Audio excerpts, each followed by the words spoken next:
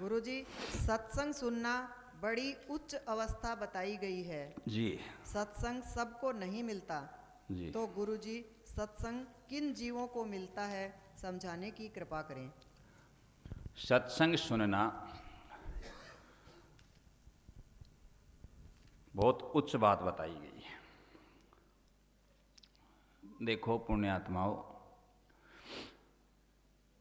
जब तक हमारे कान ठीक हैं तब तक हम कुछ ना कुछ सुनते तो रहते ही हैं, सुनेंगे। लेकिन एक सत्संग सुनना, ये सबसे उच्च या बड़ी बात बताई है। इसलिए है कि ये सभी को सुनने के लिए नसीब नहीं होता।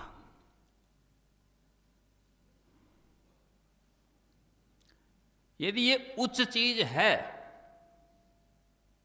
क्योंकि सबसे उच्च क्या, उच्चतम, उच्च, उच्चतर और उच्चतम, सुपरलेटिव डिग्री, जैसे गुड, बेटर, बेस्ट। तो सबसे उच्चतम है सत्संग सुनना। सत्संग सबसे उच्चतम है तो उसको सुनना भी सबसे उच्चतम है, और उसको सुनने वाले भी सबसे उच्चतम होंगे, है ना। क्यों कि उच्चतम चीज के लिए उसकी पात्रता भी चाहिए।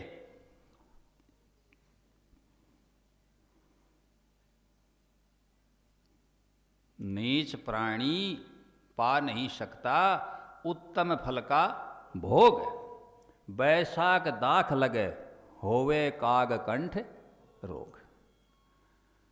उस समय जब दाख लगते हैं, बैसाख के माह में, चैत्र के बाद क्या आता है, बैसाख आता है, और उस समय दाख लगते हैं। दाख समझते हो ना, दाख, द्राक्ष, ये अंगूर।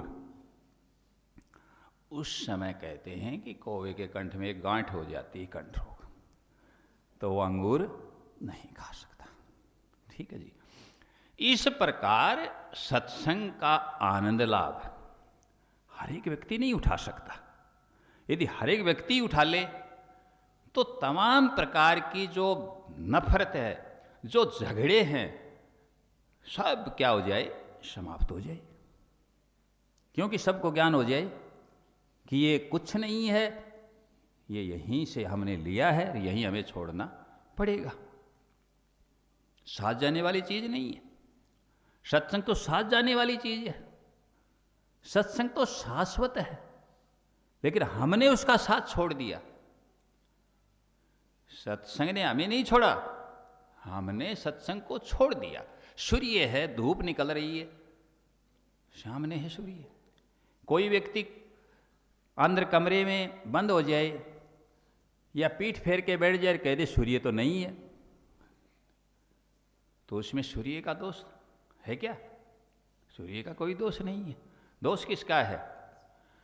उस पात्र का, जो वह कह रहा है।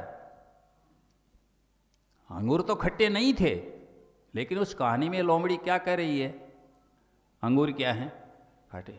द ग्रेप्स आर श्योर, अंगूर खट्टे हैं। जबकि अंगूर खट्टे जब कह सकती थी वो, जब उसने उसको चख करके देखा हो। वो तो पहुंची ही नहीं वहां तक।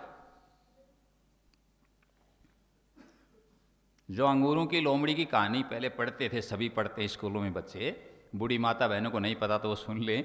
उसमें यही तो कहानी थी कि एक लोमड़ी थी, वो लोमड़ी अंगूर खाना चाहती थी, अच्छे अंगूर लगे हुए थे, लताओं के बेलों के, उसको मन ललचाया, मुंह में पानी आया और वो गई। अब गई तो उसकी जो उछल कूद थी, जो जंपिंग थी, छलांग, वो वहाँ तक नहीं लगा सके, नहीं पहुँच सकी। वो परेशान हो गई। वो परेशान होकर के वापस मुड़ी चलने लगी तो एक वो देख रहा था, दूसरा उसी के स्टाफ का गिद्ध था। उसने कहा कि मौसी क्या बात हुई, अंगूर क्यों नहीं खाए?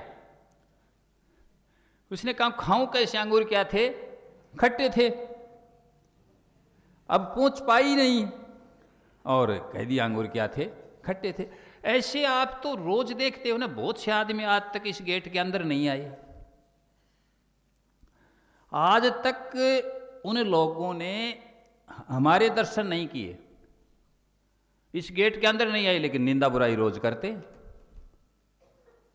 बोलो नहीं करते क्या? उनको मालूम ही नहीं कि सत्य क्या है, सत्य क्या है, सच्चाई है ना ये। बस तो ये तो चला आ रहा है, यही हो रहा है और यही होता रहेगा, क्योंकि सृष्टि की इस प्रकार की ही रचना है, डिमांड है, उसके अनुसार चल रहा है। तो सत्संग सबसे उच्चतम चीज है, भवसागर से पार तारने वाली है, सद्विचार लाती है, सुधार लाती है, निखार लाती है, हर प्रकार से जीव का उद्धार करती है। तो सत्संग यदि ऐसी चीज है या ऐसा है तो वह भाग्यशालियों के लिए है। वे लोग परम भाग्यशाली हैं जिनको क्या मिला है? सत्संग मिला है। समझ गए इस बात को? ये कोई छोटी मोटी बात नहीं है, ये कोई एक शास्त्र की कहानी नहीं, एक शास्त्र में इसकी महिमा नहीं है।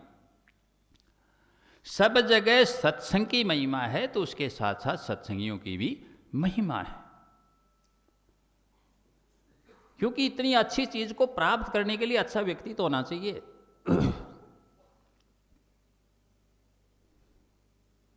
एक महापुरुष से पूछा गया कि